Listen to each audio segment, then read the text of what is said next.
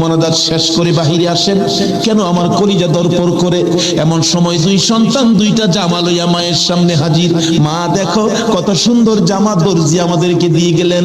ফাতেমা একটা চিৎকার মারছে, সন্তানেরা আরে জামা গায়ে লাগাইস না, কেন জানি আমার কলিজা দরপুর করে রে। এই জামার মধ্যে কি হাকিকত রয়ে গেছে আমার বাবার কাছে জানতে হবে। দুই জামা লইয়া দুই সন্তান লইয়া নবীজির কাছে যাইতেছে। এই পাশে জিবরাইল এসে বলে, হুজুর গো, হাসাইন আর হুসাইন জামা নিয়ে আসতেছে হাকিকত জানার জন্য। আপনি বলে দিয়েন সবুজ জামা হাসাইন নিয়েছে।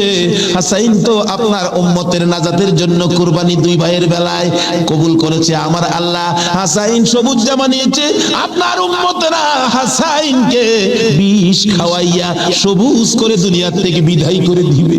আপনার আদরের নাতি হুসাইনকে লাল জামা যার হাতে দেখবেন আপনি মনে করবেন কারবালার জমিনে এ হুসাইনকে বল্লম তীরের আঘাতে লাল লাল করে দিবে।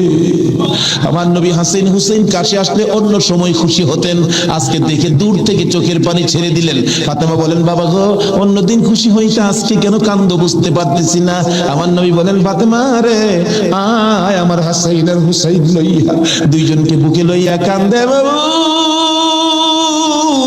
আমার উম্মতের নাজাত দিবানি। আজকে সেই হাসাইনের হুসাইনের মায়া নাই, সেই নবীর মহব্বত নাই, সেই ফাতেমার জীবনী আমাদের কাছে নাই, আহলে বায়াতের চিন্তা আমরা কেউ করি না।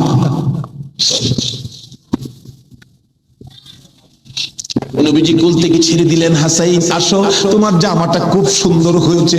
হুসাইনকে টাইনা বুকে ধরে বলেন, হুসাইন রে তোর জামাটাও খুব সুন্দর হয়েছে। জিবরিল বলেন, হুজুর গো, হাসাইনকে তো বিষ পান করাইয়া জোহর খাওয়াইয়া মারবে। হুসাইনের মওতের কথা যদি বলি আমি জিবরাইলও সইতে পারি। নির্মম ভাবে হুসাইনকে কারবালার জমিনে গো আপনার উম্মতেরা, এরা মুসলমান, এরাও কি নামে না কামে? নামে না কামে? নামে। একটা হলো নামে মুসলমান, আরেকটা আছে কামে মুসলমান। মুসলমানের হবেন, আরো জোরে কোন কোন মুসলমান হবেন? এটা হলো কামের মুসলমান, আর এই যদি মুসলমান হলো নামের মুসলমান। আমার নবী মাবিয়ার ছেলে ছিলেন এজিদ। মাবিয়াকে রাসূল বলেছিলেন, মাবিয়া তুমি কিন্তু বিয়ে করো না। তাহলে বোঝা গেল বিয়ে করলে যে এই বিপদ হবে আমার রাসূল জানতেন। জানতেন কিনা? আরো জোরে কল, জানতেন কিনা? ইমাম সাহেব, আপনাদের ইমাম সাহেব আগে ওয়াজ করছেন, আমার রাসূল যে জানতেন এই ঘটনা সুন্দর করে ওয়াজ করছেন। কোন কোন ভাইয়ের আছে এগুলি আবার যুক্তি তুলে ধরে, রাসূল যদি জানতেনই তাহলে উহুদের জমিনে রাসূল মাইর খাইলেন কেন? জানবেন মাইর খাবেন, কিন্তু জান না কেন গিয়ে মাইর খাইলেন? কথাটা কিন্তু যুক্তিসঙ্গত, কি বলেন ঠিক না? আমি এই ভাইকে বলবো, অনেক সময় জান নাও যাইতে হয়।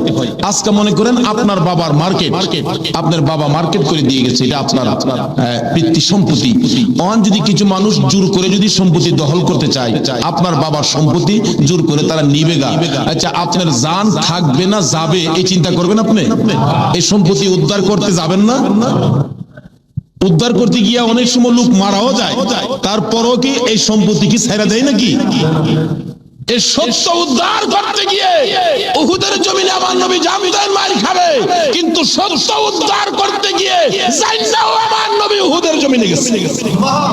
আর যদি জান্না না যাইতো তাহলে আজকে আমরা এই সত্যের নিশান আমাদের হাতে আসতো। জানে না, কে বলছে? জান্নাও নবী সত্য উদ্ধার করতে গিয়েছে।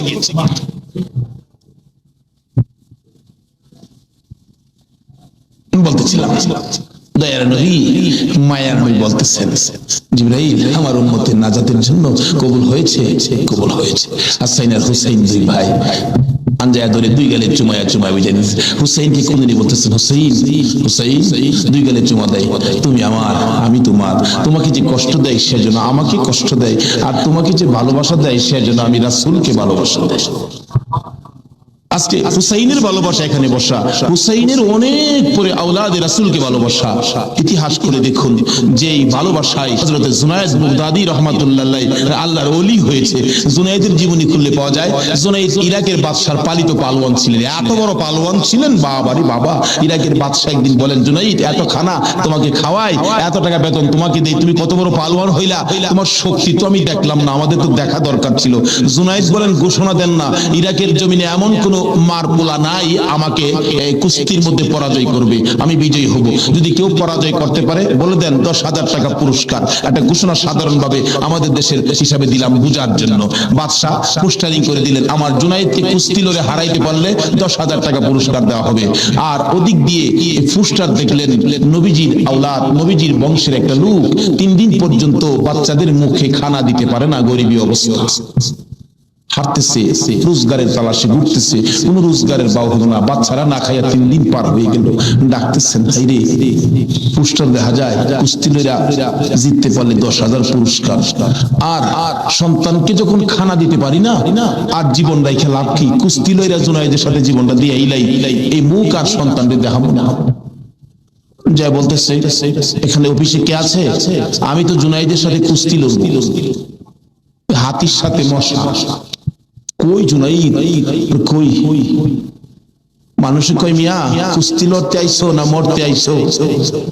জুনায়েদরে দেখছো? কই না, দেখি নাই। দেখে আসো। বাবারে বাবা, কি বেটা, এই নাকি জুনায়েদ? আপনি জুনায়েদ? আমি তো আপনার সাথে কুস্তি লড়তে আইছি। জুনায়েদকে লড়তে আইছো না মরতে আইছো? আচ্ছা, যেটা মরা পরে দেখা যাইব। নাম লেখেন। নাম লেখছে রবিবার দিন আপনাদের কর্ণফুলী মার্কেটের মাহফিল। আজকে এই দিনই ধরলাম রবিবার দিন মাঠের মধ্যে হাজার হাজার মানুষ জুনায়েদের মতো পালোয়ানকে কুস্তি লড়ে হারাবে, কুস্তি লড়বে। হ্যাঁ, জানি কেমন পালোয়ান। মাঠের মধ্যে নামছে, 3 দিন পর্যন্ত খানা নাই, বাচ্চাদের চিন্তা, হাঁটতে পারে না, হাঁটতে কইরা যা। মাঠে গিয়ে নামছে, জুনায়েদ তো নামছে হাতির মতো এক পুরুষ। লেফারি মাঝখানে দাঁড়ায়, কয় কি আইলু রে, কার সাথে কি? দর্শকেরা কয় আমরা কি দেখবো, সময়টাই নষ্ট করলাম, এর সাথে কি খেলবো। এবার দেখা গেল খেলা শুরু হওয়ার আগে লেফারি জিগায়, এদিকে আসেন, আপনি কি লড়তে আইছেন না মরতে আইছেন? কয় আপনি মাতবরি কম করেন, আপনি লেফারির দায়িত্ব পালন করেন। লড়লে আমি লড়বো, মরলে তো আমি লড়বো, আপনার বাবার কি? রেফারি কয় মাপ চাই বাবা, আপনি লড়েন, খুব ভালো করে লড়েন। লড়ার আগে ডাকছে, জুনায়েদ এদিকে আয়, দুইটা কথা বলবো। বলো, আমাকে চিনো? জুনায়েদ বলেন, না তো, তোমাকে তো চিনি না। কয় আমি আওলাদে রাসূল।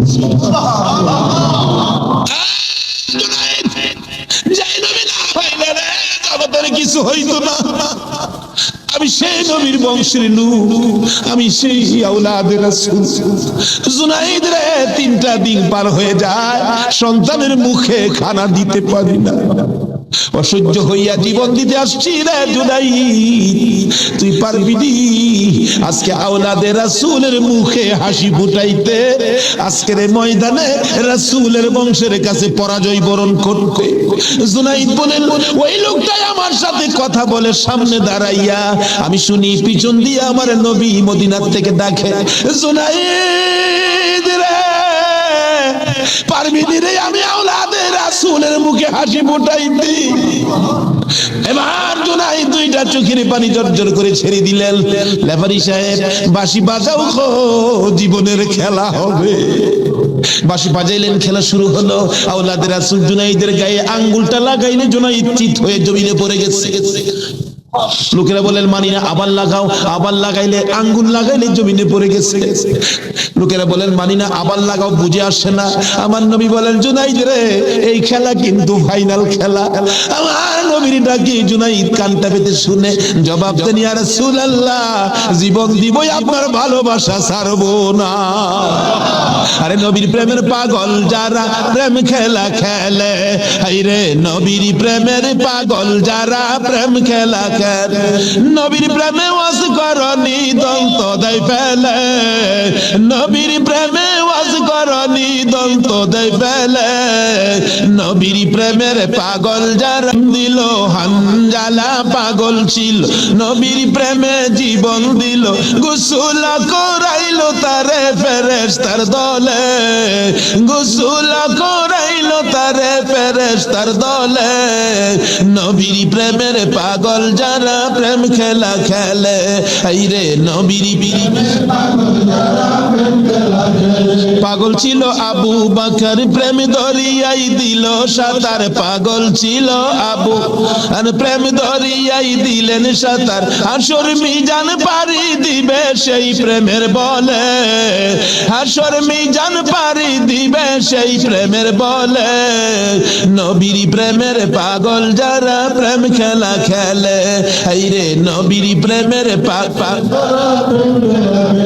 বলতেছিলাম আওলাদে রাসূলের প্রেম আর ভালোবাসায় জুনাইদ খেলার মাঠে জীবন দিয়ে দিলেন, হাইরা গেলেন। জীবনের সকল মান সম্মান বিলীন করে দিয়ে আওলাদে রাসূলের মান বাড়াইয়া দিলেন। লোকেরা বলেন জুনাইদ গো, এ বাদশার দরবারে আর যাইও না, মজার খানা আর পাইবা না, মোটা অঙ্কের বেতন তোমাকে আর দেওয়া হবে না, এ বাদশার কাছে আর যাইতে পারবা না। জুনাইদ মাথাটা নিচে দিয়ে দুইটা চোখের পানি ছেড়ে ছেড়ে ডাকে, রে মাঠের ময়দানের লোকেরা, আমি এই বাদশার দরবারে আর যাইতে চাই না, আমি দুজাহানের বাদশার দরবারে রওনা হয়েছি। জুনাইদ দুইটা চোখের পানি ছেড়ে ছেড়ে বাড়ির ভিতরে ঢুকলেন। লোকেরা জিগায়, জুনাইদ গো, এইভাবে কেন কান্দো বুঝতে পারতেছি না। লোকদের সাথে জবাব দেয়, সঙ্গীরা রে, আমার রাসূল আমারে ডাক দিছে, আমি রাসূলের ডাকে কিছু কাজ করেছি, আমার মনে বড় আশা, আমার কাজে রাসূল খুশি হইছে কি। জুনাইদ বলেন, এশারের নামাজ পড়ে আমি যখন বিছানায় শুইলাম, একটু পরে দেখি রাসূল আমার ঘরে হাজির। আমার মাথায় হাত বুলাইয়া ডাকে, জুনাইদ রে, নিজের সব বিলীন করে দিলে, আমি নবীর ভালোবাসায়, আমার আওলাদের ভালোবাসায় এত সব শেষ করে দিলে রে জুনাইদ, আমি সইতে পারি না। আয় রে জুনাইদ, আজকের থেকে তুই খালি জুনাইদ না, তোর মাথায় পাগড়ি পরাইয়া দিলাম, আজ থেকে নবীর ভালোবাসার বিনিময়ে তুই আউলিয়াদের মাথার তাজ হয়ে গেছো।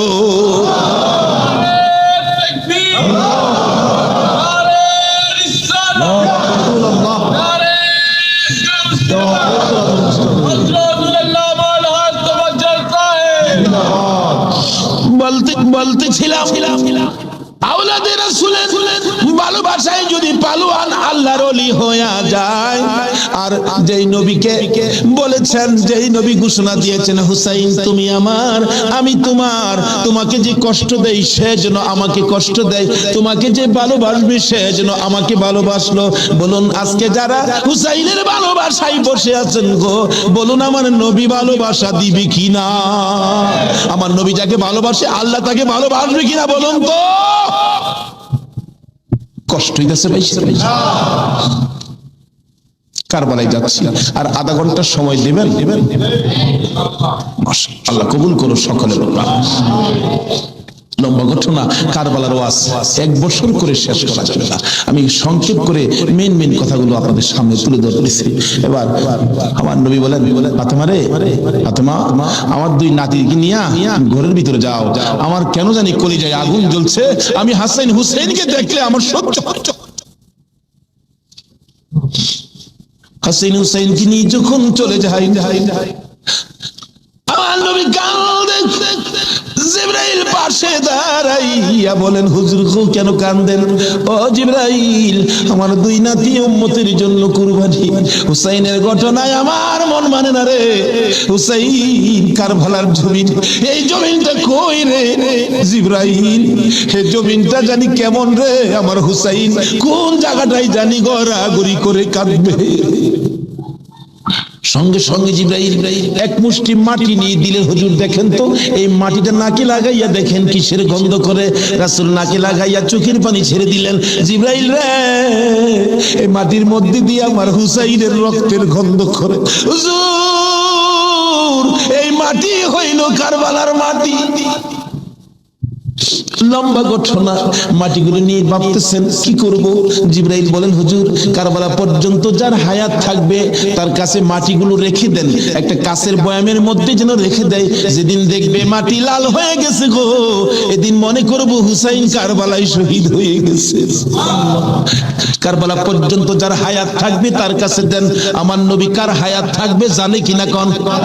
আমার নবী উম্মে সালমাকে লক্ষ্য করে ডাক দিলেন, উম্মে সালমা রে, আয় আমার পাশে আয়।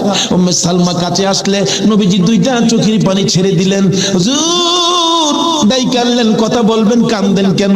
উম্মে সালমা রে কান্দি রে, কলিজা মানে না, এই মাটিগুলো তোর হাতে দিলাম, রেখে দিও, যেদিন দেখবে এ বোতলের মাটি লাল হয়েছে এদিন তুমি বুঝে নিবা আমার হুসাইন উম্মতের নাজাতের জন্য কারবালায় শহীদ হয়েছে। উম্মে সালমা বলেন, আমি এই মাটি যখন বোতলের মধ্যে রেখে দিলাম, ওদিকে দিয়ে দয়ার নবী মায়ার নবী দুনিয়া থেকে বিদায়, চার খলিফা বিদায়, ফাতেমা বিদায়, এইভাবে আস্তে আস্তে আমিরে মাবিয়ার হাতে মদিনার শাসক ক্ষমতা।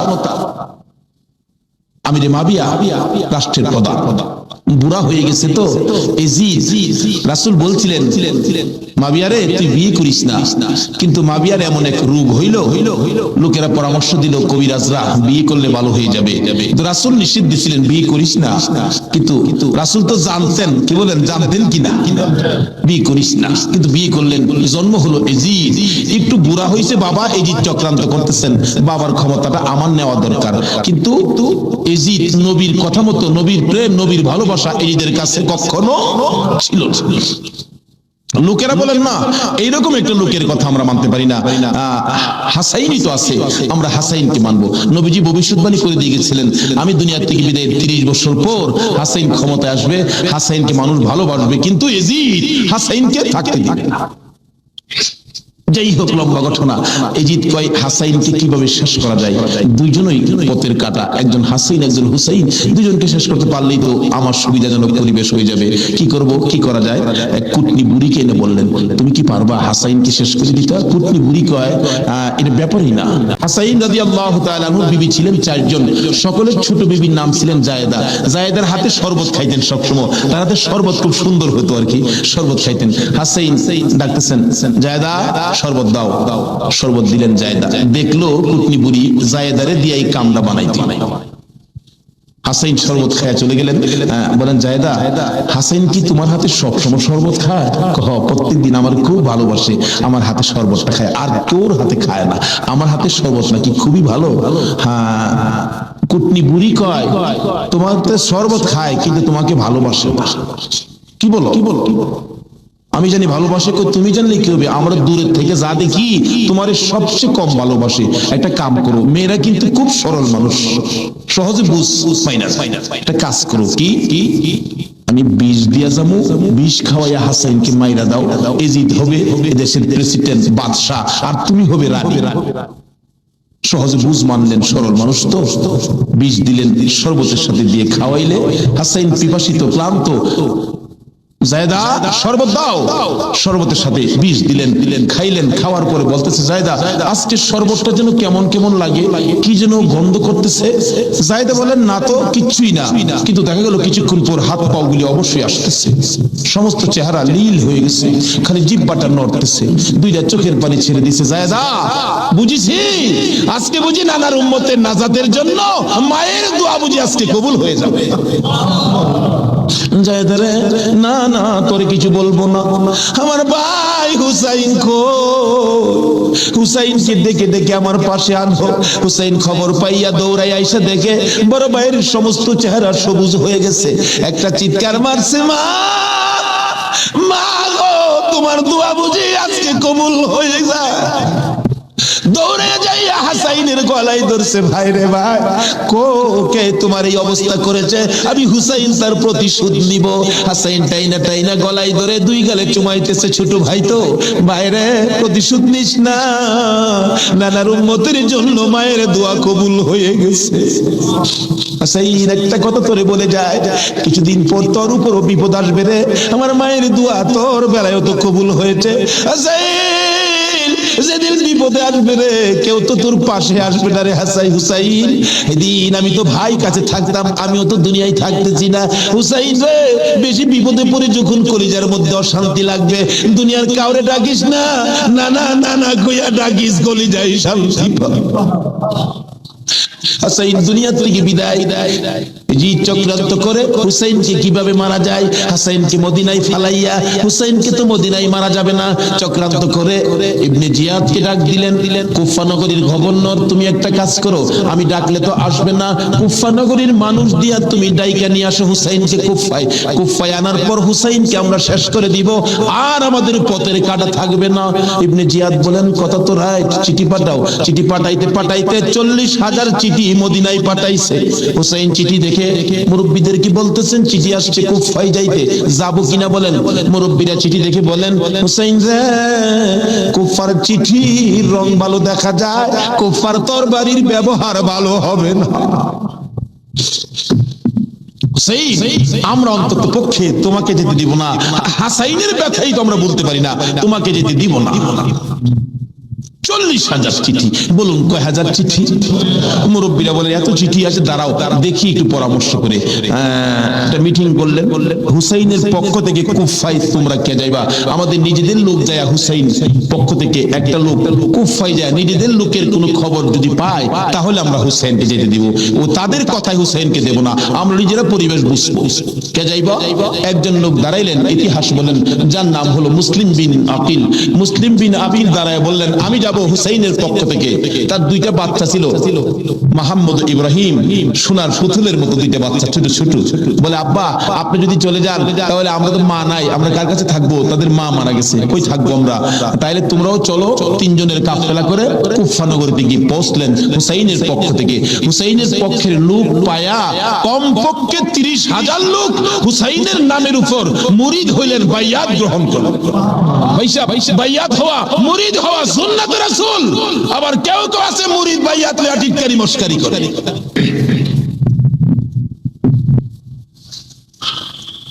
বুঝে না ভাই সাহেব, পীরের কাছে মুরিদ হবেন, কত মজার খেলা যে খেলে, আল্লাহর ওলির আল্লাহর সাথে কত খেলা যে খেলে। আল্লাহ কই, এইটা নো ফতোয়া লাগাইস না, মাস্তা লাগাইস না, এটা আমার খাট বান্দা, খাট জায়গাত কোনো দলিল লাগে না। জোরে জোরে খান সুবহানাল্লাহ। এক আলেম গেছে মুরিদ হইতো, হক্কানি এক পীর সাহেবের কাছে, এক আল্লাহর ওলির কাছে গিয়া, হুজুর মুরিদ হইতে আইছি। আলেম কইতেছে, বাবা মুরিদ যে হইতে আইছো, মুরিদ হইলে তো পীরের কথা মানুন লাগে। হুজুর পীরের কথা তো মানতে হবে, মানবো। তাহলে শোনো, আজকে তুমি এশারের নামাজটা পড়তে পারবা না। আচ্ছা, এই কথা কইলে কি আপনারা মানবেন? হগল পীরে কয় নামাজ পড়তে হইব, আপনি কোন নামাজ পড়তে পারবে না। আরে বাবা, সব সময় তো তুমি পড়বা, আজকের এশারের নামাজটা খালি তুমি বাদ দিবা। অন কেন কইছে? এটা তো শরীয়ত আর বুঝে না, কিন্তু মারফতলা তো জানে এর মধ্যে কিছু। হুজুর কোন কি? আজকে এশারের নামাজটা পীরের কথা মানবা না? তা তো মানতে হবে। আচ্ছা ঠিক আছে, বাড়িতে যার কয় নামাজ যদি বাড়িতে পড়ে লাই, আপনি কি হুজুর দেখবে? আমি তো সেই। আচ্ছা, যে বেটা পীর হইছে, এই বেটা কি খবর রাখে না? রাখে না। এই চিটাগাঙ্গের পীর আমরা ভৈরবের খবর রাখতে পারে না? বুঝে আসে না? সহজে বুঝতে গেলে একটা ঘটনা বলতে হয়। বলবো? আপনারা কচ্ছপ চিনেন? আপনারা কি করেন? এটা আরো কোন নাম আছে? কচ্ছপ কয়, কাসিম কয়, আমাদের এলাকায় কাকটাও কয়। কাকটা, কসম, কাকটিম যা আছে সব ঘুরে গেরা জিনিস একটা। কি এই কাকটা নাকি, কচ্ছপ নাকি বর্ষাকালে পানির সাথে গ্রামে গঞ্জে, গ্রামের বাড়ি ঘরে যায় পানির সাথে আশ্রয় নেই। আসার সময় মাটির নিচে ডিম পাইরা আসে। কথাটা কি বুঝাইতে পারতেছি? মাটির নিচে ডিম পাইরা আসে, আসার সময় ডিমেরে বইলে আসে, তোর জেডার সাথে আই করিস। কার সাথে আইতো? জেডা হইল জ্যৈষ্ঠ মাস। জ্যৈষ্ঠ মাসে প্রচন্ড বৃষ্টি হয়, তো বৃষ্টির পানিতে মাড়ি কাইটা যা, মাড়ি কাইতে গেলে ডিম ভাইরিব, বাচ্চা ফুটবো, এই কয়ে দেয় যে তোর যারার সাথে আই করিস।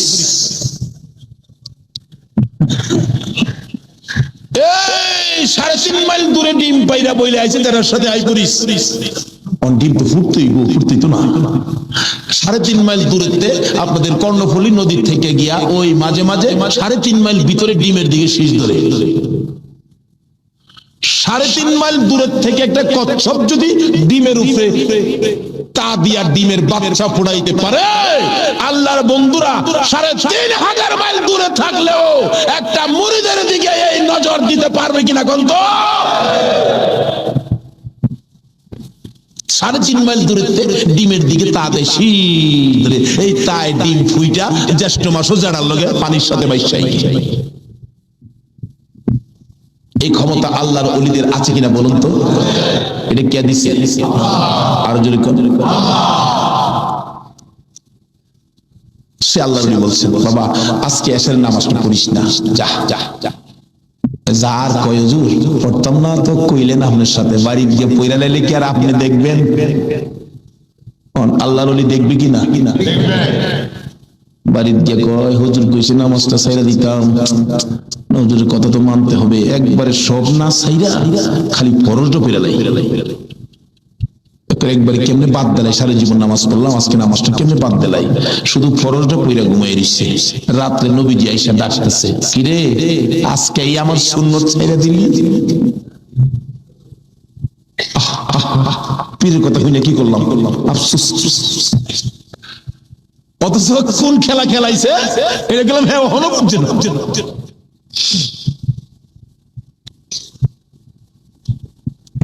সকালবেলা ফজরের নামাজ পড়া মনের দুঃখ খুলে যাইতেছে পিসাবের কাছে। পিসাব দূরে থেকে কয় কি পেঁয়াজ বুঝি লাগছে, তাহলে বোঝা গেল খবর পিসাবের কাছে।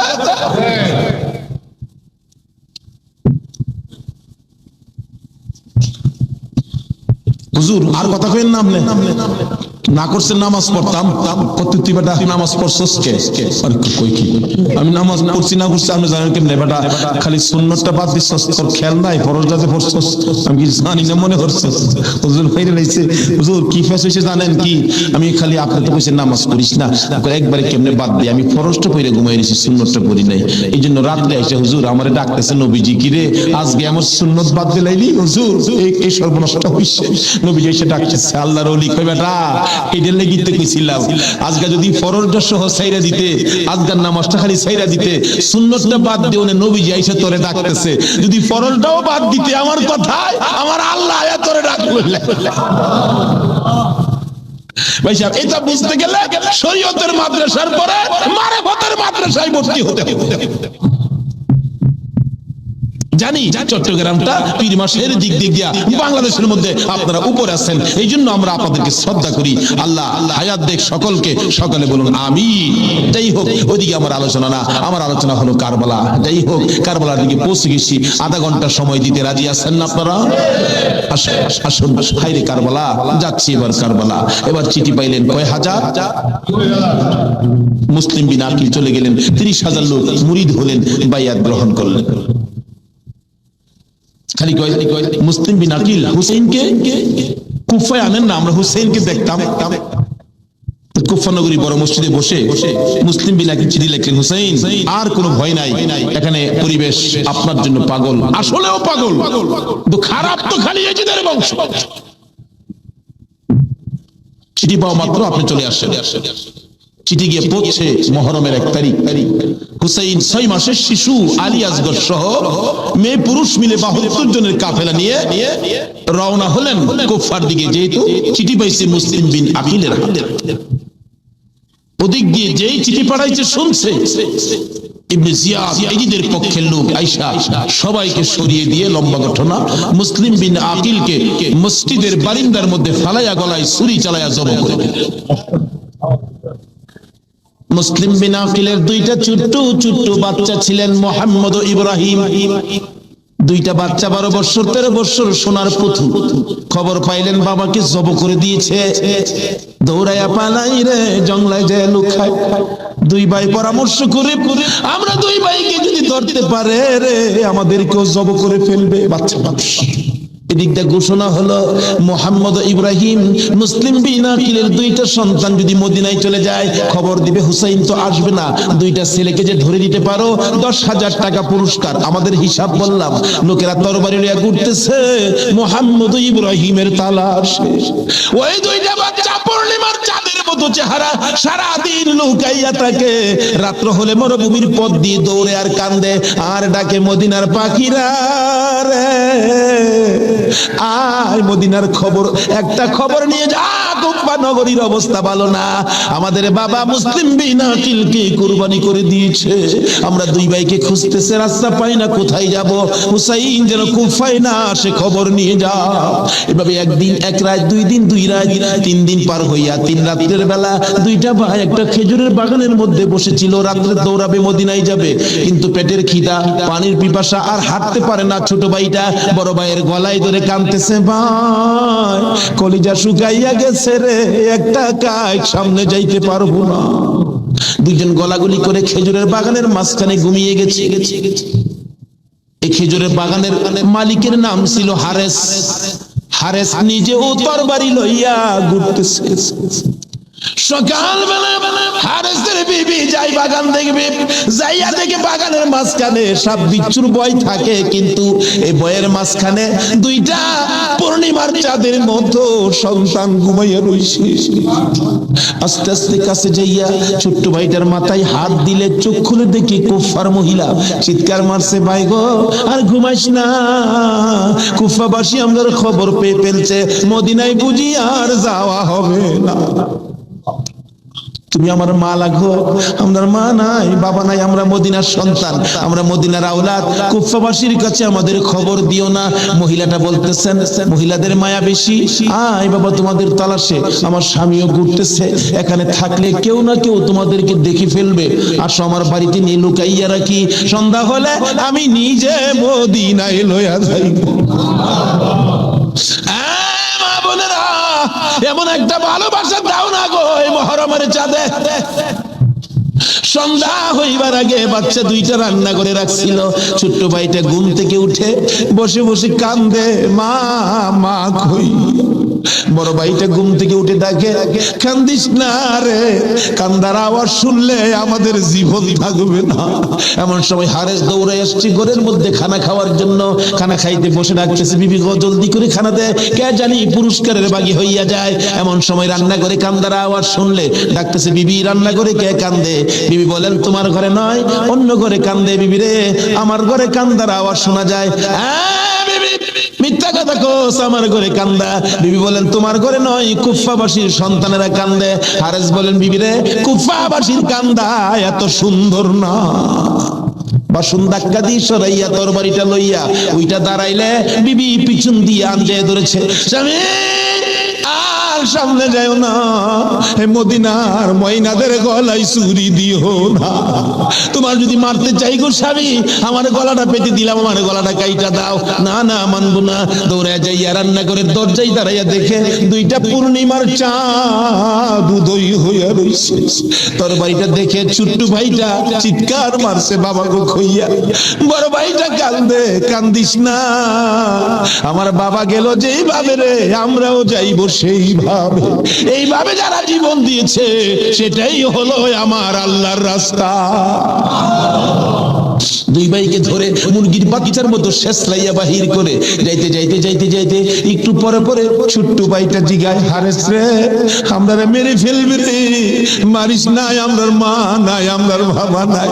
আকাশের দিকে তাকাইয়া ডাকে, আরে আকাশের পাখিরা রে, আর একটা খবর নিয়া হুসাইনের কাছে পৌঁছে দে, হুসাইন যেন কুফায় না আসে।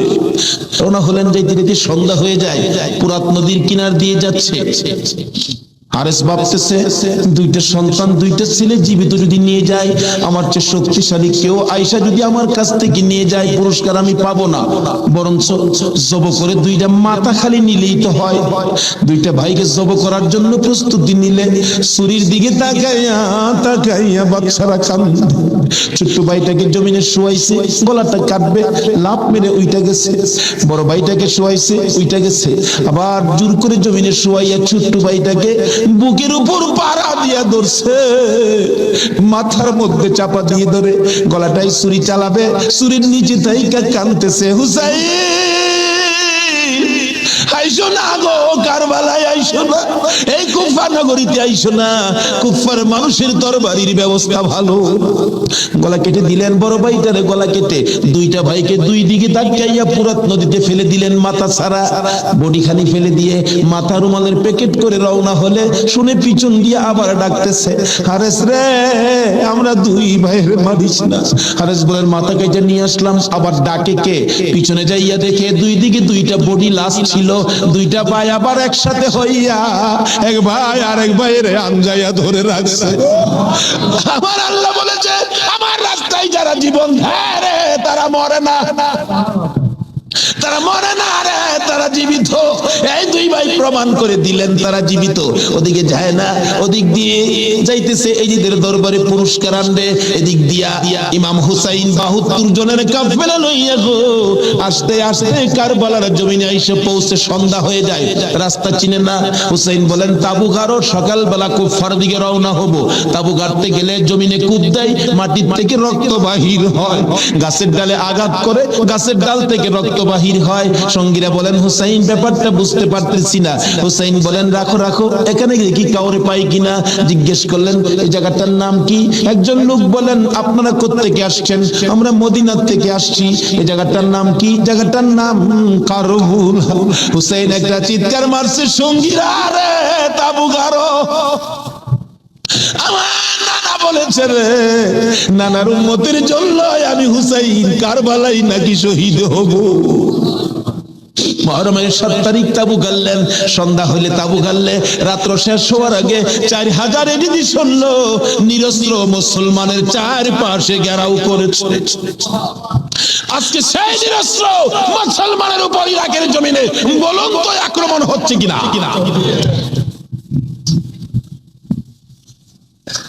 সকালবেলা ডাকে হুসাইন যুদ্ধ করো। হুসাইন বলেন আমি তো যুদ্ধ করতে আসি নাই, বেড়াইতে আসছি। এই যে দেখো চিঠি পাই আসছি বেড়াইতে, কোনো কথা মানবো না, যুদ্ধ করো। একদিন 2 দিন 3 দিন পার হইয়া মুহররমের 9 তারিখ দিবাগত 10 তারিখের রাত্রে শেষ চিন্তাধারা। হুসাইন তাবুর বাতিরা জ্বালায় বলতেছেন তোমরা কথা শুনো, কি এখানে অবস্থা ভালো দেখা যায় না, যুদ্ধ করার তো কিছু নাই, তোমরা আমার একটা কথা শুনো। কি? বাতিরা নিবাই দিলেন। নিবাই দিয়া বলতেছেন যে যেদিক দিয়া পারো কারবালার সাইরা তোমরা নিজেদের জান বাঁচাও, কিন্তু হুসাইন কারবালায় শহীদ নানার উম্মতের নাজাতের জন্য। সারা রাত কান্নাকাটি। পারবা?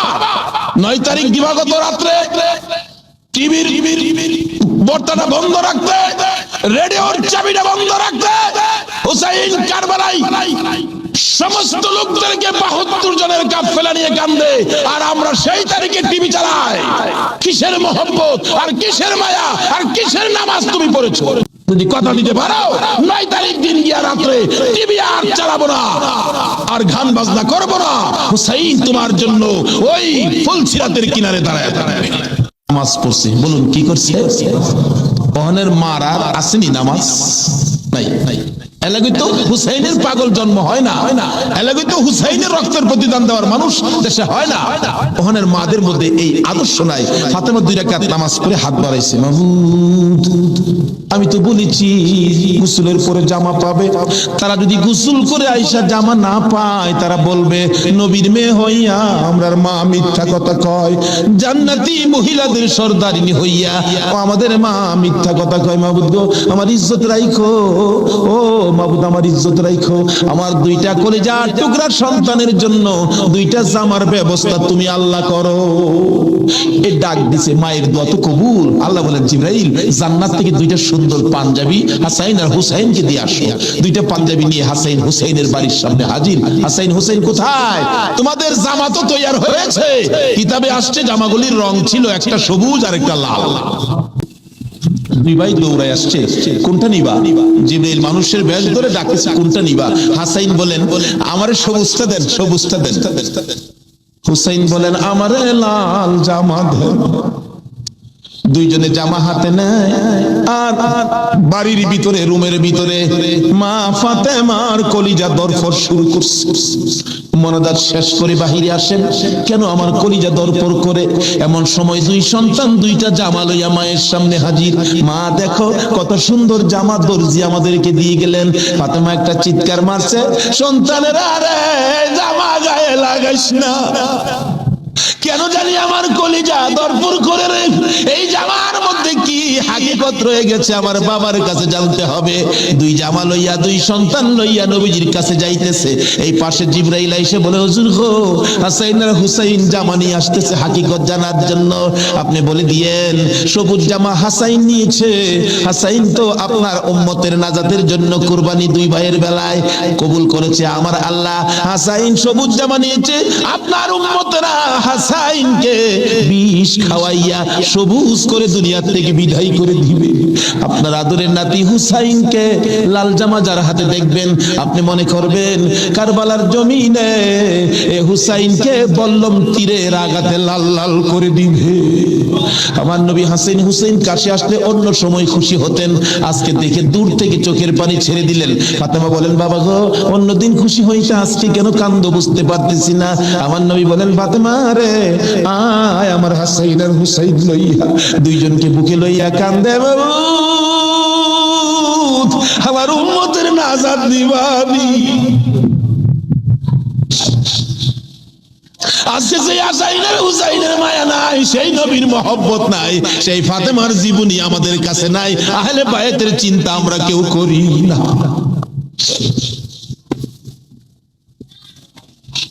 নবীজি কুল থেকে ছেড়ে দিলেন, হাসাইন আসো, তোমার জামাটা খুব সুন্দর হয়েছে। হুসাইনকে টাইনা বুকে ধরে বলেন, হুসাইন রে তোর জামাটাও খুব সুন্দর হয়েছে। জিবরিল বলেন, হুজুর গো, হাসাইনকে তো বিষ পাস করাইয়া জোহর খাওয়াইয়া মারবে, হুসাইনের মওতের কথা যদি বলি আমি জিবরাইলও সইতে পারি।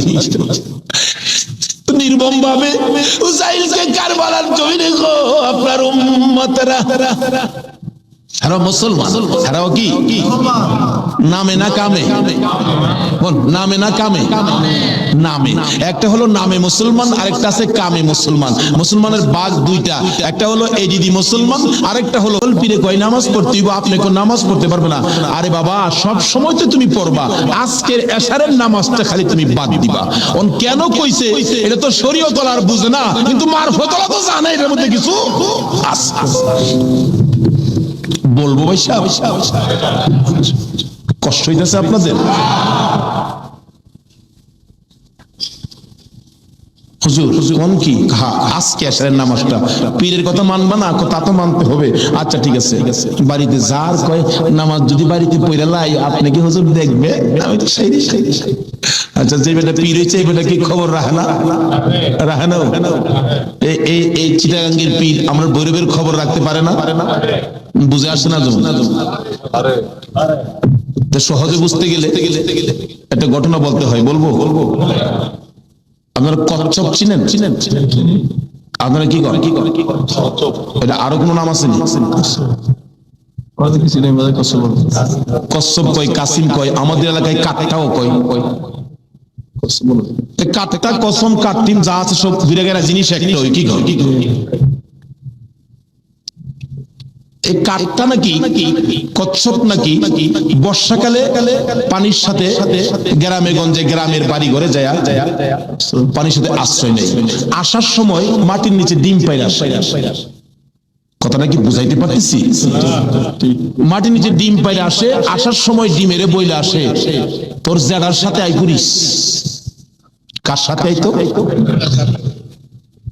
জেডা হইল জ্যৈষ্ঠ মাস।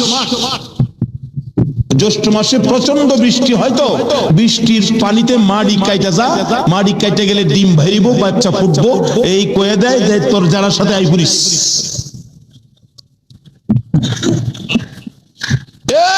এই 3.5 মাইল দূরে ডিম পাইরা বইলে আইছে, যারার সাথে আই করিস। ডিম তো ফুটতেই তো না। 3.5 মাইল দূরেতে আপনাদের কর্ণফুলী নদীর থেকে গিয়া ওই মাঝে মাঝে 3.5 মাইল ভিতরে ডিমের দিকে শীষ ধরে। 3.5 মাইল দূরের থেকে একটা কচ্ছপ যদি ডিমের উপরে তা দিয়া ডিমের বাচ্চা ফুটাইতে পারে, আল্লাহর বন্ধুরা 3,500 মাইল দূরে থাকলেও একটা মুরিদের দিকে এই নজর দিতে পারবে কিনা কোন? তো 3.5 মাইল দূরে ডিমের দিকে তা দেয় শীত, এই তাই ডিম ফুইটা জ্যৈষ্ঠ মাসও জাড়ার লগে পানির সাথে বাইসাই। এই ক্ষমতা আল্লাহর ওলিদের আছে কিনা বলুন তো? এটা কে দিছে? আর জোরে কোন?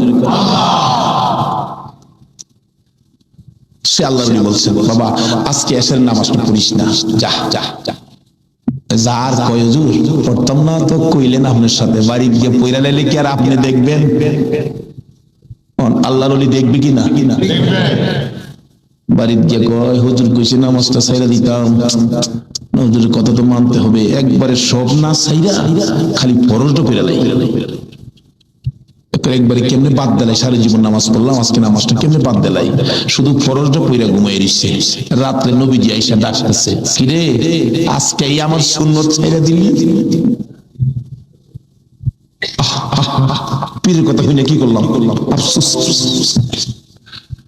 অথচ কোন খেলা খেলাইছে এটা গেলাম, হ্যাঁ হলো বুঝছেন।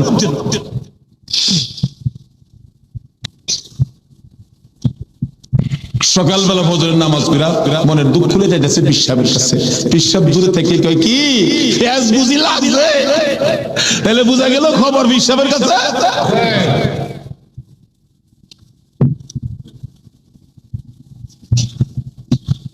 হুজুর আর কথা কইেন না, আপনি না করছেন নামাজ পড়তাম, কত তুই বেটা নামাজ পড়ছস কে?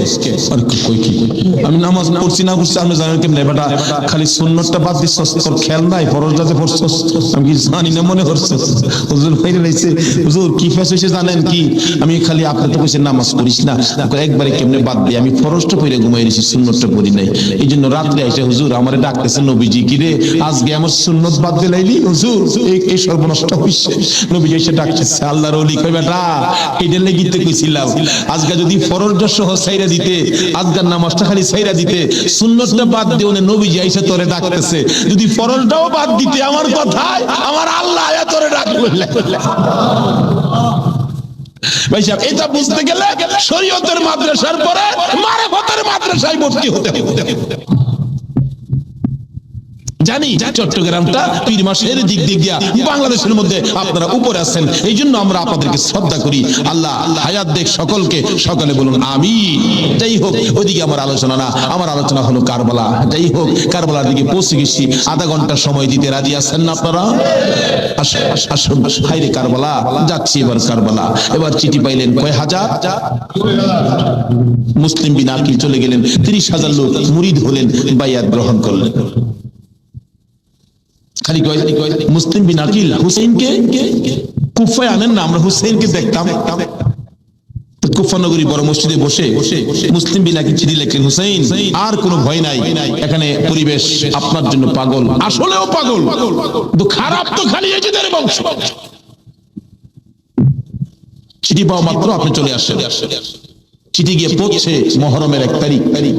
হুসাইন 6 মাসের শিশু আলী আসগর সহ মেয়ে পুরুষ মিলে 72 জনের কাফেলা নিয়ে রওনা হলেন কুফার দিকে, যেহেতু চিঠি পাইছে মুসলিম বিন আকিলের হাতে। ওদিক দিয়ে যেই চিঠি পাঠাইছে শুনছে ইবনে জিয়াদ এজিদের পক্ষের লোক আয়েশা সবাইকে সরিয়ে দিয়ে, লম্বা ঘটনা, মুসলিম বিন আকিলকে মসজিদের বারিন্দার মধ্যে ফালাইয়া গলায় ছুরি চালাইয়া জবাই করে দিল। লোকেরা তরবারি নিয়ে ঘুরতেছে, মুহাম্মদ ইব্রাহিমের তালাশ। ওই দুইটা বাচ্চা পূর্ণিমার চাঁদের মতো চেহারা, সারা দিন লুকাইয়া থাকে, রাত্র হলে মরুভূমির পথ দিয়ে দৌড়ে আর কান্দে আর ডাকে মদিনার পাখিরা রে আয় মদিনার খবর, একটা খবর নিয়ে যা, কুফা নগরীর অবস্থা ভালো না, আমাদের বাবা মুসলিম বিন আকিলকে কুরবানি করে দিয়েছে, আমরা দুই ভাইকে খুঁজতেছে, রাস্তা পাই না, কোথায় যাব, হুসাইন যেন কুফায় না আসে খবর নিয়ে যাও। এভাবে একদিন এক রাত, 2 দিন 2 রাত, 3 দিন পার হইয়া 3 রাতের বেলা দুইটা ভাই একটা খেজুরের বাগানের মধ্যে বসেছিল, রাত্রে দৌড়াবে মদিনায় যাবে, কিন্তু পেটের খিদা, পানির পিপাসা, আর হাঁটতে পারে না। ছোট ভাইটা বড় ভাইয়ের গলায় ধরে কাঁদতেছে, ভাই কলিজা শুকাইয়া গেছে রে, একটা কাজ সামনে যাইতে পারবো না। দুইজন গলাগুলি করে খেজুরের বাগানের মাঝখানে ঘুমিয়ে গেছে। এই খেজুরের বাগানের মালিকের নাম ছিল হারেস। হারেস নিজেও তরবারি লইয়া ঘুরতেছে, সকালবেলা হারেসের বিবি যাই বাগান দেখবে, যাইয়া দেখে বাগানের মাঝখানে সব বিচ্ছুর বয় থাকে, কিন্তু এই বয়ের মাঝখানে দুইটা পূর্ণিমার চাঁদের মতো সন্তান ঘুমাইয়া রইছে। আস্তে আস্তে কাছে যাইয়া ছোট্ট ভাইটার মাথায় হাত দিলে চোখ খুলে দেখি কুফার মহিলা চিৎকার মারছে, ভাই গো আর ঘুমাইস না, কুফাবাসী আমাদের খবর পেয়ে ফেলছে, মদিনায় বুঝি আর যাওয়া হবে না। তুমি আমার মা লাগো, আমার মা নাই, বাবা নাই, আমরা মদিনার সন্তান, আমরা মদিনার আওলাদ, কুফাবাসীর কাছে আমাদের খবর দিও না। মহিলাটা বলতেছেন, মহিলাদের মায়া বেশি, আয় বাবা তোমাদের তালাশে আমার স্বামীও ঘুরতেছে, এখানে থাকলে কেউ না কেউ তোমাদেরকে দেখে ফেলবে, আসো আমার বাড়িতে নিয়ে লুকাইয়া রাখি, সন্ধ্যা হলে আমি নিজে মদিনায় লইয়া যাইব। এমন একটা ভালোবাসা দাও না গো এই মহরমের চাঁদে। সন্ধ্যা হইবার আগে বাচ্চা দুইটা রান্না করে রাখছিল, ছোট্ট ভাইটা ঘুম থেকে উঠে বসে বসে কান্দে, মা মা কই। বড় ভাইটা ঘুম থেকে উঠে ডাকে, কান্দিস না রে, কান্দার আওয়াজ শুনলে আমাদের জীবন থাকবে না। এমন সময় হারেস দৌড়ে আসছে ঘরের মধ্যে খানা খাওয়ার জন্য, খানা খাইতে বসে ডাকতেছে, বিবি গো জলদি করে খানা দে, কে জানি পুরস্কারের বাগি হইয়া যায়। এমন সময় রান্না করে কান্দার আওয়াজ শুনলে ডাকতেছে, বিবি রান্না করে কে কান্দে? বিবি বলেন, তোমার ঘরে নয়, অন্য ঘরে কান্দে। বিবি রে, আমার ঘরে কান্দার আওয়াজ শোনা যায়। মিথ্যা কথা কোস, আমার ঘরে কান্দা। বিবি বলেন, তোমার ঘরে নয়, কুফাবাসীর সন্তানেরা কান্দে। হারেস বলেন, বিবি রে, কুফাবাসীর কান্দা এত সুন্দর না। বাসন ধাক্কা দিয়ে সরাইয়া তরবারিটা লইয়া ওইটা দাঁড়াইলে বিবি পিছন দিয়ে আঞ্জায় ধরেছে, স্বামী আর সামনে যাও না, মদিনার ময়নাদের গলায় ছুরি দিও না। তোমার যদি মারতে চাই গো স্বামী, আমার গলাটা পেতে দিলাম, আমার গলাটা কাইটা দাও। না না, মানবো না। দৌড়ে যাইয়া রান্না করে দরজায় দাঁড়াইয়া দেখে দুইটা পূর্ণিমার চাঁদ উদয় হইয়া রইছে। তরবারিটা দেখে ছোট্ট ভাইটা চিৎকার মারছে, বাবা গো কইয়া। বড় ভাইটা কান্দে, কান্দিস না, আমার বাবা গেল যেইভাবে রে, আমরাও যাইব সেইভাবে। এইভাবে যারা জীবন দিয়েছে সেটাই হলো আমার আল্লাহর রাস্তা। দুই ভাইকে ধরে মুরগির বাচ্চার মতো শেষরাইয়া বাহির করে যাইতে যাইতে যাইতে যাইতে একটু পরে পরে ছোট্ট ভাইটা জিগায়, হারেস রে, আমরা মেরে ফেলবে রে, মারিস নাই, আমরার মা নাই, আমরার বাবা নাই। আকাশের দিকে তাকাইয়া ডাকে, আরে আকাশের পাখিরা রে, আর একটা খবর নিয়া হুসাইনের কাছে পৌঁছে দে, হুসাইন যেন কুফায় না আসে। রওনা হলেন, যাইতে যাইতে সন্ধ্যা হয়ে যায়, পুরাত নদীর কিনার দিয়ে যাচ্ছে। হারেস ভাবতেছে, দুইটা সন্তান, দুইটা ছেলে জীবিত যদি নিয়ে যায়, আমার চেয়ে শক্তিশালী কেউ আয়সা যদি আমার কাছ থেকে নিয়ে যায়, পুরস্কার আমি পাবো না, বরঞ্চ জব করে দুইটা মাথা খালি নিলেই তো হয়। দুইটা ভাইকে জব করার জন্য প্রস্তুতি নিলে ছুরির দিকে তাকাইয়া তাকাইয়া বাচ্চারা কান্দে। ছোট্ট ভাইটাকে জমিনে শোয়াইছে, গলাটা কাটবে, লাফ মেরে উইটা গেছে। বড় ভাইটাকে শোয়াইছে, উইটা গেছে। আবার জোর করে জমিনে শোয়াইয়া ছোট্ট ভাইটাকে বুকের উপর পাড়া দিয়া ধরছে, মাথার মধ্যে চাপা দিয়ে ধরে গলাটাই ছুরি চালাবে, ছুরির নিচে থাইকা কাঁদতেছে, হুসাইন আইসো না গো, কারবালায় আইসো না, এই কুফা নগরীতে আইসো না, কুফার মানুষের তরবারির ব্যবস্থা ভালো।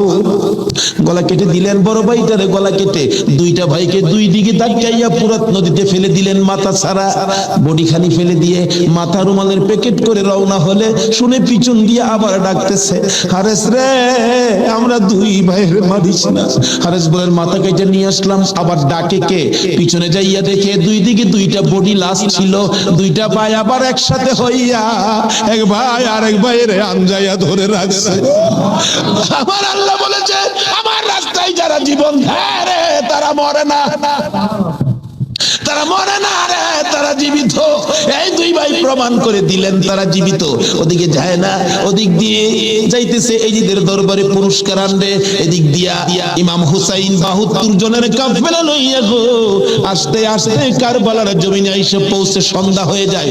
রাস্তা চিনে না। হুসাইন বলেন তাবু গাড়ো, সকালবেলা কুফার দিকে রওনা হব। তাবু গাড়তে গেলে জমিনে কূপ দেয়, মাটির থেকে রক্ত বাহির হয়। গাছের ডালে আঘাত করে গাছের ডাল থেকে রক্ত বাহির হয়। সঙ্গীরা বলেন হুসাইন ব্যাপারটা বুঝতে পারতেছি না। হুসাইন বলেন রাখো রাখো, এখানে কি কাউরে পাই কিনা জিজ্ঞেস করলেন এই জায়গাটার নাম কি। একজন লোক বলেন আপনারা কোথা থেকে আসছেন? আমরা মদিনা থেকে আসছি। এই জায়গাটার নাম কি? জায়গাটার নাম কারবুল। হুসাইন একটা চিৎকার মারছে, সঙ্গীরা রে তাবু গাড়ো। আমার নানা বলেছে রে, নানার উম্মতের জন্য আমি হুসাইন কারবালাই নাকি শহীদ হব। মুহররমের ৭ তারিখ তাবু গাড়লেন। সন্ধ্যা হইলে তাবু গাড়লে রাত্র শেষ হওয়ার আগে ৪,০০০ এডিদি শুনল নিরস্ত্র মুসলমানের চারপাশে ঘেরাও করেছে। আজকে সেই নিরস্ত্র মুসলমানের উপর ইরাকের জমিনে বলুন তো আক্রমণ হচ্ছে কিনা?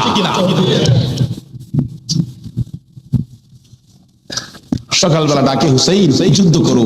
হুসাইন বলেন আমি তো যুদ্ধ করতে আসি নাই, বেড়াইতে আসছি। এই যে দেখো চিঠি পাই আসছি বেড়াইতে, কোনো কথা মানবো না, যুদ্ধ করো।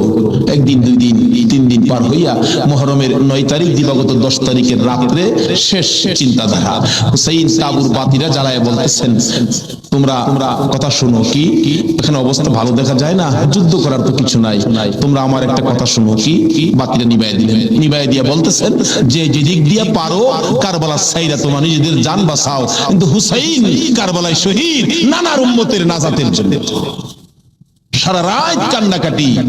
পারবা 9 তারিখ দিবাগত রাত্রে টিভির বর্তাটা বন্ধ রাখতে, রেডিওর চাবিটা বন্ধ রাখতে, হুসাইন কারবালায় সমস্ত লোকদেরকে ৭২ জনের কাফেলা নিয়ে কান্দে। আর আমরা সেই তারিখে টিভি চালাই। কিসের মোহব্বত আর কিসের মায়া আর কিসের নামাজ তুমি পড়েছো?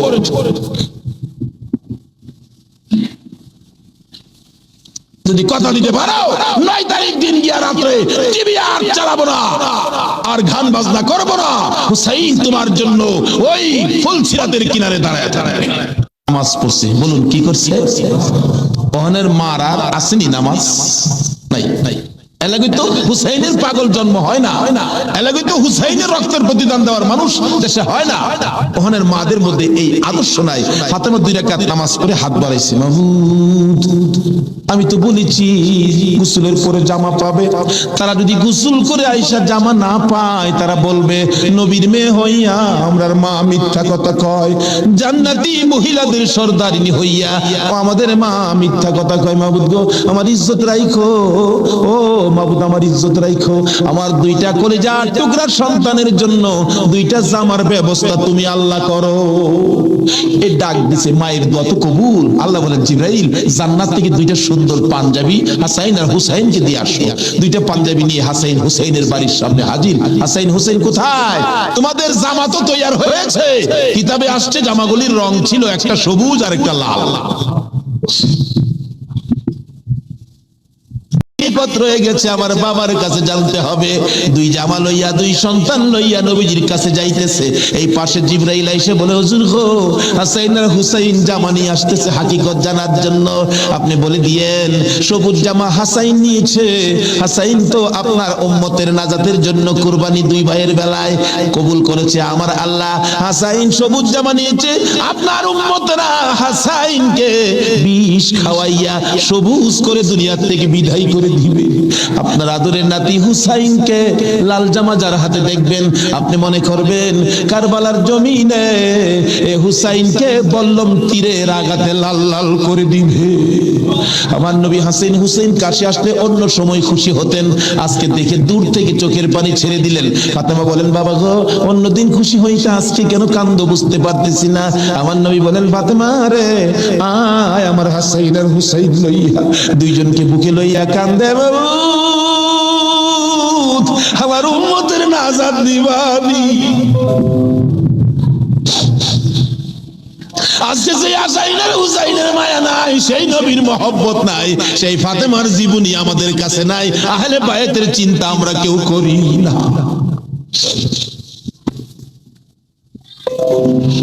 নবীজি কুল থেকে ছেড়ে দিলেন, হাসাইন আসো, তোমার জামাটা খুব সুন্দর হয়েছে। হুসাইনকে টাইনা বুকে ধরে বলেন, হুসাইন রে তোর জামাটাও খুব সুন্দর হয়েছে। জিবরিল বলেন, হুজুর গো, হাসাইনকে তো বিষ পান করাইয়া জোহর খাওয়াইয়া মারবে, হুসাইনের মওতের কথা যদি বলি আমি জিবরাইলও সইতে পারি। নির্মম ভাবে হুসাইনকে কারবালার জমিনে গো আপনার উম্মতরা, এরা মুসলমান, এরাও কি নামে না কামে? বল, নামে না কামে? নামে। একটা হলো নামে মুসলমান, আরেকটা আছে কামে মুসলমান। মুসলমানের ভাগ দুইটা, একটা হলো এজিদি মুসলমান, আরেকটা হলো হুসাইনি মুসলমান। আপনারা কোন মুসলমান হবেন? আরো জোরে কোন কোন মুসলমান হবেন? এটা হলো কামের মুসলমান, আর এজিদি মুসলমান হলো নামের মুসলমান। আমার নবী মাবিয়ার ছেলে ছিলেন এজিদ।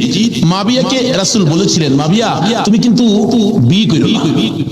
তাহলে বোঝা গেল বিয়ে করলে যে এই বিপদ হবে আমার রাসূল জানতেন। জানতেন কিনা? আরো জোরে কল, জানতেন কিনা? ইমাম সাহেব, আপনাদের ইমাম সাহেব আগে ওয়াজ করছেন, আমার রাসূল যে জানতেন, এই ঘটনা সুন্দর করে ওয়াজ করছেন। কোন কোন ভাইয়ের আছে এগুলি আবার যুক্তি তুলে ধরে, রাসূল যদি জানতেনই তাহলে উহুদের জমিনে রাসূল মাইর খাইলেন কেন? জানবেন মাইর খাবেন, কিন্তু জান না কেন গিয়ে মাইর খাইলেন? কথাটা কিন্তু যুক্তিসঙ্গত, কি বলেন, ঠিক না? আমি এই ভাইকে বলবো, অনেক সময় জান নাও যাইতে হয়। আজকে মনে করেন আপনার বাবার মার্কেট, আপনার বাবা মার্কেট করে দিয়ে গেছে, এটা আপনার পিতৃ সম্পত্তি। অন যদি কিছু মানুষ জোর করে যদি সম্পত্তি দখল করতে চায়, আপনার বাবার সম্পত্তি জোর করে তারা নিবে গা, আচ্ছা আপনার জান থাকবে না যাবে এই চিন্তা করবেন আপনি? এই সম্পত্তি উদ্ধার করতে যাবেন না? উদ্ধার করতে গিয়ে অনেক সময় লোক মারাও যায়, তারপরও কি এই সম্পত্তি কি ছেড়ে দেয় নাকি? এই সত্য উদ্ধার করতে গিয়ে উহুদের জমিনে আমার নবী জানতেন মার খাবে, কিন্তু সত্য উদ্ধার করতে গিয়ে জান্নাও আমার নবী উহুদের জমিনে গেছে। আর যদি জান্না না যাইতো তাহলে আজকে আমরা এই সত্যের নিশান আমাদের হাতে আসতো না। জানে না, কে বলছে? জান্নাও নবী সত্য উদ্ধার করতে গিয়েছে।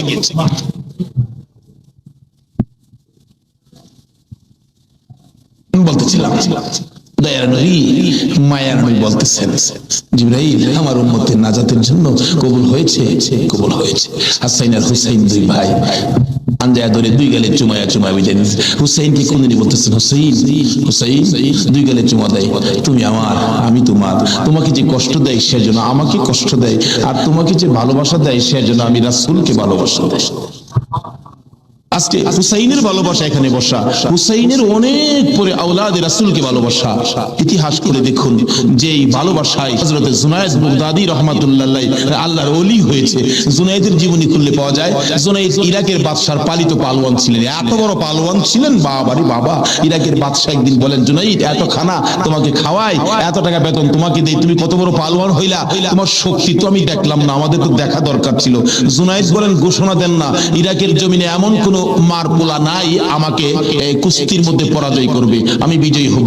যদি কেউ পরাজয় করতে পারে বলে দেন 10,000 টাকা পুরস্কার। একটা ঘোষণা সাধারণভাবে আমাদের দেশের হিসাবে দিলাম বুঝার জন্য। বাদশা পোস্টারিং করে দিলেন, আমার জুনায়েদকে কুস্তি লড়ে হারাইতে পারলে 10,000 টাকা পুরস্কার দেওয়া হবে।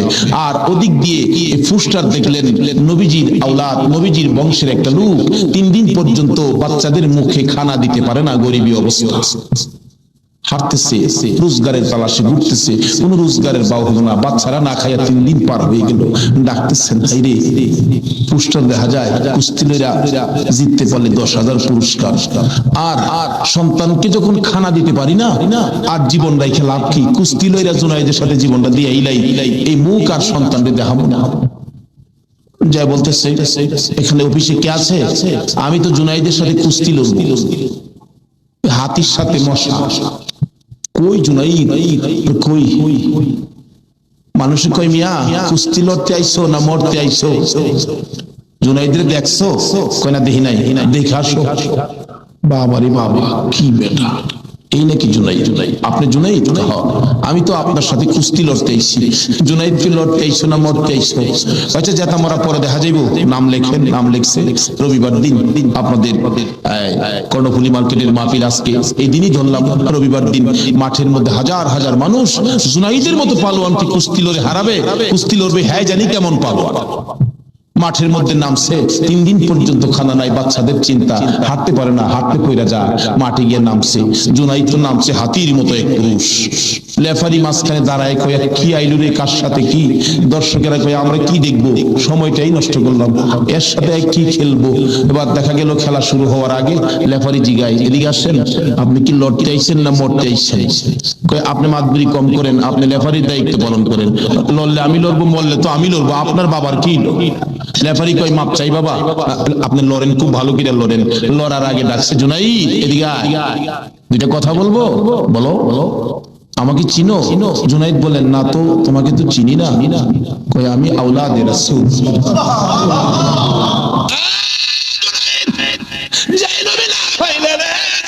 কিছু হইতো না, আমি সেই নবীর বংশের লোক, আমি সেই আওলাদে রাসূল। জুনাইদ রে 3টা দিন পার হয়ে যায়, সন্তানের মুখে খানা দিতে পারি না, অসহ্য হইয়া জীবন দিতে আসছি রে জুনাইদ, তুই পারবি নি আজকে আওলাদে রাসূলের মুখে হাসি ফুটাইতে, আজকের এই ময়দানে রাসূলের বংশের কাছে পরাজয় বরণ করতে? জুনাইদ বলেন ওই লোকটাই আমার সাথে কথা বলে সামনে দাঁড়াইয়া, আমি শুনি পিছন দিয়ে আমার নবী মদিনার থেকে ডাকে, জুনাইদ রে পারবি রে আমি আওলাদে রাসূলের মুখে হাসি ফুটাইতে? এবার জুনাইদ 2টা চোখের পানি জর্জর করে ছেড়ে দিলেন। লেফারি সাহেব বাঁশি বাজাও, জীবনের খেলা হবে। বাঁশি বাজাইলেন, খেলা শুরু হলো। আওলাদে রাসূল জুনাইদের গায়ে আঙ্গুলটা লাগাইলে জুনাইদ চিত হয়ে জমিনে পড়ে গেছে। লোকেরা বলেন মানি না, আবার লাগাও, আবার লাগাইলে আঙ্গুল লাগাইলে জমিনে পড়ে গেছে। লোকেরা বলেন মানি না, আবার লাগাও, বুঝে আসে না। আমার নবী বলেন জুনাইদ রে এই খেলা কিন্তু ফাইনাল খেলা। আমার নবীর ডাকি জুনাইদ কানটা পেতে শুনে জবাব দেন ইয়া রাসূলুল্লাহ, জীবন দিবই আপনার ভালোবাসা ছাড়বো না। আরে নবীর প্রেমের পাগল যারা প্রেম খেলা খেলে, হাইরে নবীর প্রেমের পাগল যারা প্রেম খেলা খেলে, নবীর প্রেমে ওয়াজ করনি দন্ত দেয় ফেলে, নবীর প্রেমে ওয়াজ করনি দন্ত দেয় ফেলে, নবীর প্রেমের পাগল যারা প্রেম খেলা খেলে, হাইরে নবীর প্রেমের পাগল। হানজালা পাগল ছিল নবীর প্রেমে জীবন দিল, হানজালা পাগল ছিল নবীর প্রেমে জীবন দিল, গোসল করাইলো তারে ফেরেশতার দলে, গোসল করাইলো তারে ফেরেশতার দলে, নবীর প্রেমের পাগল যারা প্রেম খেলা খেলে, হাইরে নবীর পাগল ছিল আবু বকর প্রেম দরিয়াই দিল সাঁতার, পাগল ছিল আবু আর প্রেম দরিয়াই দিলেন সাঁতার, হাসর মিজান পারি দিবে সেই প্রেমের বলে, হাসর মিজান পারি দিবে সেই প্রেমের বলে, নবীর প্রেমের পাগল যারা প্রেম খেলা খেলে, হাইরে নবীর প্রেমের বলতেছিলাম আওলাদে রাসূলের প্রেম আর ভালোবাসায় জুনাইদ খেলার মাঠে জীবন দিয়ে দিলেন, হাইরা গেলেন, জীবনের সকল মান সম্মান বিলীন করে দিয়ে আওলাদে রাসূলের মান বাড়াইয়া দিলেন। লোকেরা বলেন জুনাইদ গো এ বাদশার দরবারে আর যাইও না, মজার খানা আর পাইবা না, মোটা অঙ্কের বেতন তোমাকে আর দেওয়া হবে না, এ বাদশার কাছে আর যাইতে পারবা না। জুনাইদ মাথাটা নিচে দিয়ে 2টা চোখের পানি ছেড়ে ছেড়ে ডাকে, রে মাঠের ময়দানের লোকেরা আমি এই বাদশার দরবারে আর যাইতে চাই না, আমি দুজাহানের বাদশার দরবারে রওনা হয়েছি। জুনাইদ 2টা চোখের পানি ছেড়ে ছেড়ে বাড়ির ভিতরে ঢুকলেন। লোকেরা জিগায় জুনাইদ গো এইভাবে কেন কান্দো বুঝতে পারতেছি না। লোকদের সাথে জবাব দেয়, সঙ্গীরা রে আমার রাসূল আমারে ডাক দিছে, আমি রাসূলের ডাকে কিছু কাজ করেছি, আমার মনে বড় আশায় আমার কাজে রাসূল খুশি হইছে। জুনাইদ বলেন এশারের নামাজ পড়ে আমি যখন বিছানায় শুইলাম, একটু পরে দেখি রাসূল আমার ঘরে হাজির। আমার মাথায় হাত বুলাইয়া ডাকে, জুনাইদ রে নিজের সব বিলীন করে দিলে, আমি নবীর ভালোবাসায় আমার আওলাদের ভালোবাসায় এত সব শেষ করে দিলে রে জুনাইদ, আমি সইতে পারি না। আয় রে জুনাইদ, আজকের থেকে তুই খালি জুনাইদ না, তোর মাথায় পাগড়ি পরাইয়া দিলাম, আজ থেকে নবীর ভালোবাসার বিনিময়ে তুই আউলিয়াদের মাথার তাজ হয়ে গেছো।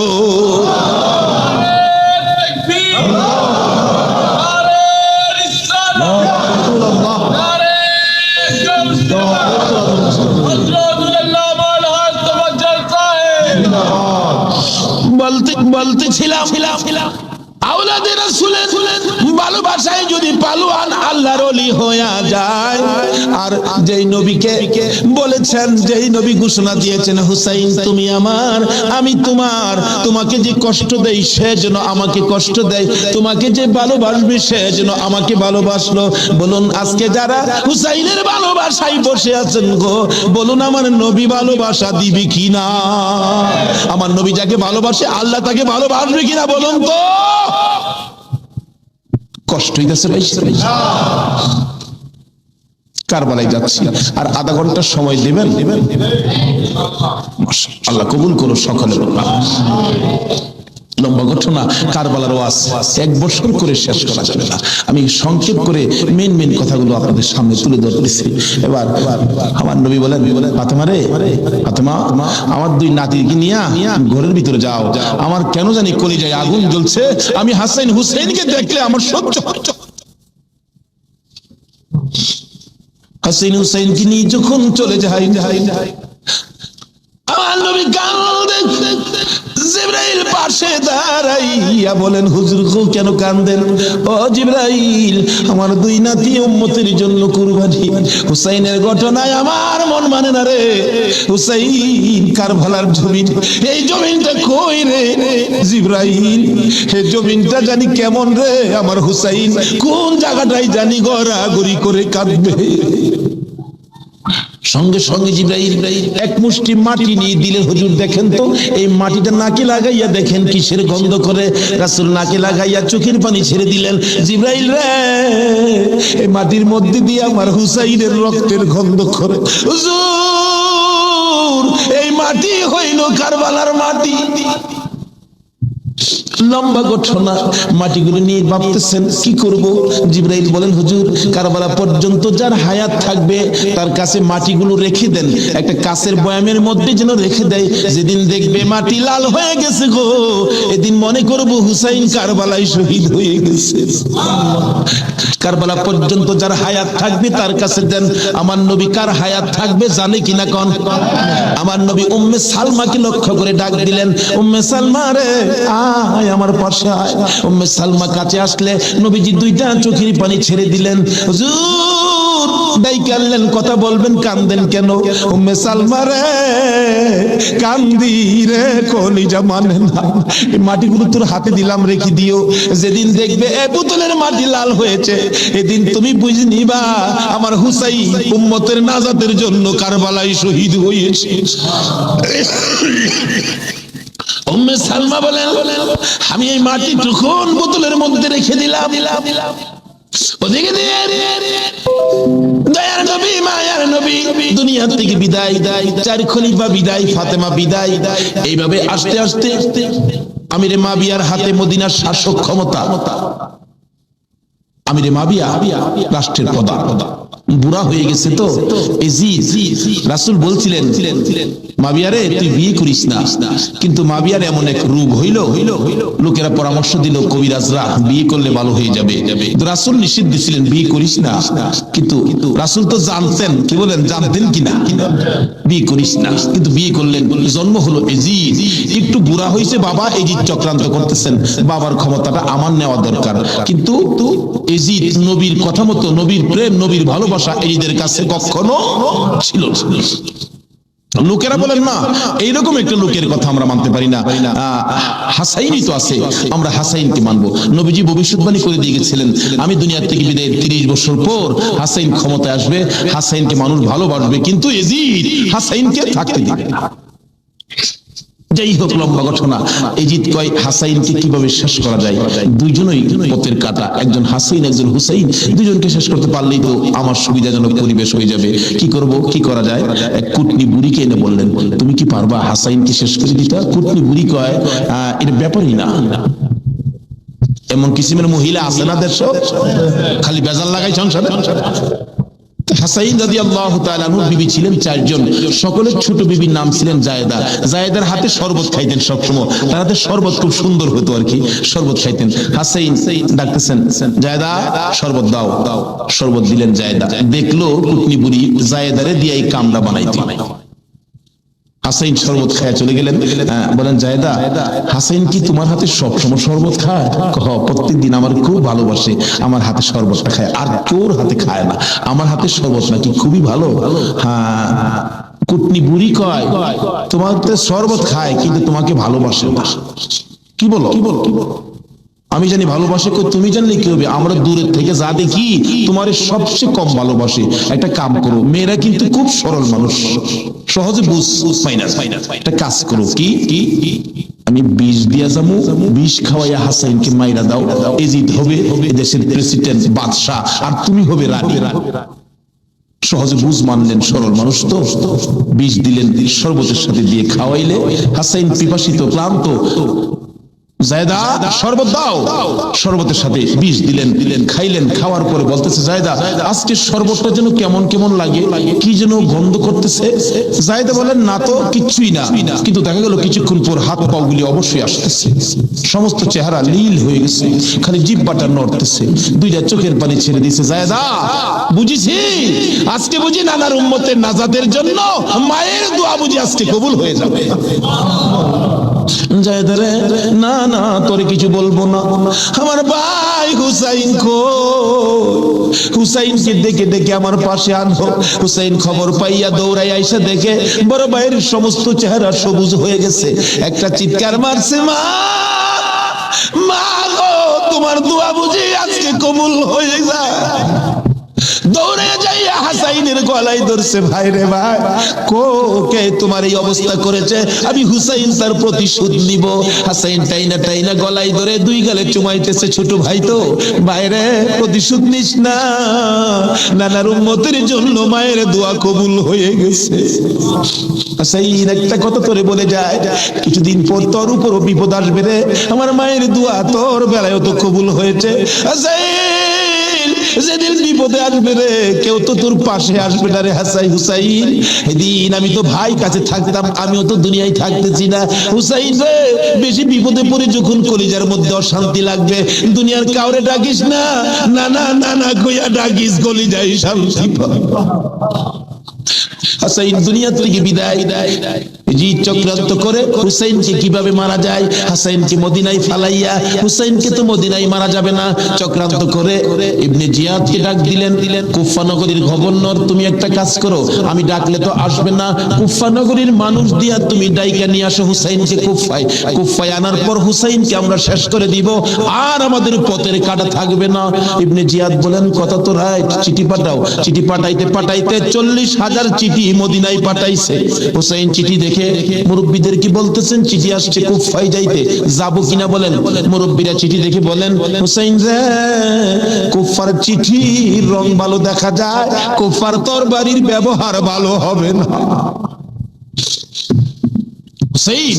আমরা অন্তত পক্ষে তোমাকে যেতে দিব না, হাসাইনের ব্যথাই তো আমরা বলতে পারি না, তোমাকে যেতে দিব না। 40,000 চিঠি, বলুন কয় হাজার চিঠি? মুরব্বীরা বলে, এত চিঠি আছে, দাঁড়াও দেখি একটু পরামর্শ করে। একটা মিটিং করলেন, হুসাইনের পক্ষ থেকে কুফায় তোমরা কে যাইবা? আমাদের নিজেদের লোক যায়, হুসাইন পক্ষ থেকে একটা লোক কুফায় যায়, নিজেদের লোকের কোনো খবর যদি পায় তাহলে আমরা হুসাইনকে যেতে দিব, ও তাদের কথায় হুসাইনকে দেব না, আমরা নিজেরা পরিবেশ বুঝবো। কে যাইবা? একজন লোক দাঁড়াইলেন, ইতিহাস বলেন, যার নাম হলো মুসলিম বিন আকিল। মুসলিম বিন আকিল দাঁড়ায় বললেন, আমি যাব হুসাইনের পক্ষ থেকে। তার দুইটা বাচ্চা ছিল, মুহাম্মদ ও ইব্রাহিম, সোনার পুতুলের মতো দুইটা বাচ্চা, ছোট ছোট। বলে আব্বা আপনি যদি চলে যান তাহলে আমরা তো মা নাই, আমরা কার কাছে থাকবো? তাদের মা মারা গেছে, কই থাকবো আমরা? তাইলে তোমরাও চলো। তিনজনের কাফেলা করে কুফা নগরীতে গিয়ে পৌঁছলেন হুসাইনের পক্ষ থেকে। হুসাইনের পক্ষের লোক পায়া কমপক্ষে 30,000 লোক হুসাইনের নামের উপর মুরিদ হইলেন, বাইয়াত গ্রহণ করলেন। বাইয়াত হওয়া, মুরিদ হওয়া সুন্নাত রাসূল। আবার কেউ তো আছে মুরিদ বাইয়াত লয়া টিটকারি মস্কারি করে।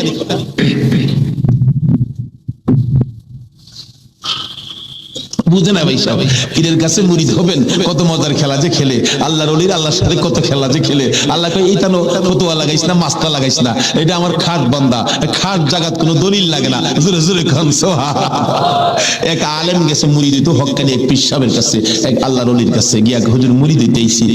আলেম কইতেছে বাবা মুরিদ যে হইতে আইছো, মুরিদ হইলে তো পীরের কথা মানুন লাগে। হুজুর পীরের কথা তো মানতে হবে, মানবো। তাহলে শোনো, আজকে তুমি এশারের নামাজটা পড়তে পারবা না। আচ্ছা এই কথা কইলে কি আপনারা মানবেন? হগল পীরে কয় নামাজ পড়তে হইব, আপনি কোন নামাজ পড়তে পারবে না। আরে বাবা সব সময় তো তুমি পড়বা, আজকের এশারের নামাজটা খালি তুমি বাদ দিবা। অন কেন কইছে এটা তো শরীয়ত আর বুঝে না, কিন্তু মারফত তো জানে এর মধ্যে কিছু আছে। বসে থাকা যায় সে কোন দিন আসবে না রে করো যদি ভয়, বিপ্লবময় জীবন দেয়া বসে থাকা যায় সে কোন দিন আসবে না রে করো যদি ভয়। আসবে বিজয় রক্ত আর জীবনের বিনিময়, আসবে বিজয় রক্ত আর জীবনের বিনিময়, বিপ্লবময় জীবন দেয়া বসে থাকা যায় সে কোন দিন আসবে না রে করো যদি ভয়। বিপ্লবময় জীবন দেয়া বসে থাকা যায় সে কোন দিন আসবে না রে করো যদি ভয়। লড়াইয়ের ওই ময়দানেতে যেতে তোমাকে হবে, প্রয়োজনে সব রক্তটুকু জমিনেই ফেলে দেবে। লড়াইয়ের ওই ময়দানেতে যেতে তোমাকে হবে, প্রয়োজনে সব রক্তটুকু জমিনেই ফেলে দেবে। তবুও তোমায় লড়তেই হবে, মানিবে না পরাজয়, তবুও তোমায় লড়তেই হবে, মানিবে না পরাজয়। বিপ্লবময় জীবন দেয়া বসে থাকা যায় সে কোন দিন আসবে না রে করো যদি ভয়। বিপ্লবময় জীবন দেয়া বসে থাকা যায় সে কোন দিন আসবে না রে করো যদি ভয়। আসবে বিজয় রক্ত আর জীবনের বিনিময়, আসবে বিজয় রক্ত আর জীবনের বিনিময়, বিপ্লবময় জীবন দেয়া বসে থাকা যায় সে কোন দিন আসবে না রে করো যদি ভয়। বিপ্লবময় জীবন দেয়া বসে থাকা যায় সে কোন দিন আসবে না রে করো যদি ভয়। কোথা থেকে বিদেশি শত্রু আমার দেশে এসে সেবার নামে বসলো জুড়ে মির্জাপুরের বেশে। কোথা থেকে বিদেশি শত্রু আমার দেশে এসে সেবার নামে বসলো জুড়ে মির্জাপুরের বেশে। ওদের করতে নাস্তা না বুধ হতে হবে নির্ভয়, ওদের করতে নাস্তা না বুধ হতে হবে নির্ভয়। বিপ্লবময় জীবন দেয়া বসে থাকা যায় সে কোন দিন আসবে না রে করো যদি ভয়। বিপ্লবময় জীবন দেয়া বসে থাকা যায় সে কোন দিন আসবে না রে করো যদি ভয়। বিপ্লবময় জীবন দেয়া বসে থাকা যায় সে কোন দিন আসবে না রে করো যদি ভয়।